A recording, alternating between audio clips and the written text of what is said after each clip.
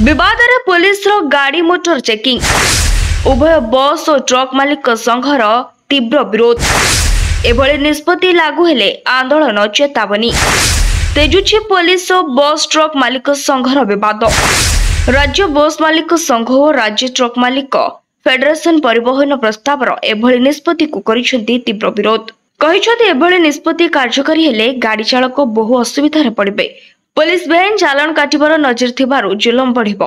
साधारण लोकंक सह ट्रक और बस मालिक मध्य आक्रोशर शिकार हेबार आशंका रहिछि।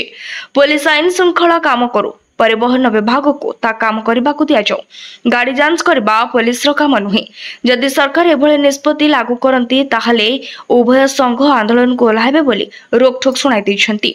एटा असंभव कथा। आमे याकू दृढ़ भावरे विरोध करूछु।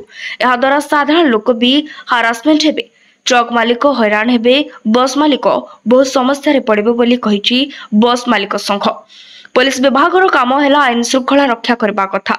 आमर गोटे ट्रक दुर्घटना हेले ताकू थाना रो रिलीज करबाकू केते टंका जे खर्च होउची ताहार हिसाब नाही। जदि पुलिस एही काम करिवो तिबे परिवहन विभाग रहिबो काहेकि बोली सीधासळक प्रश्न पचारिछि ट्रक मालिक फेडरेशन।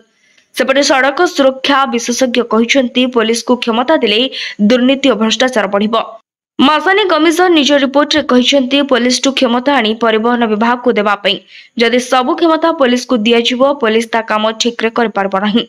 केवल जरिमाना आदाय कले दुर्घटना कमिबनी। परिवहन विभाग को निज अभिमुख्य परिवर्तन आनिबा दरकार बोली मत दैछंती परिवहन विशेषज्ञ। परिवहन विभाग चिठी पर राज्य रे घरोई मालिक संघ यार विरोध रे मुख्यमंत्री को चिठी लिखि निष्पत्तिर पुनर्विचार पई दाबी करछि। एबे उभय बस और ट्रक मालिक संघ मिलित भाव में परिवहन विभाग ए प्रस्ताव उपरे जुग्ध डाकरा देथबारु सरकार एबे की निष्पत्ति नेउछंती ता उपरे सभी नजर। Bureau report BNS live.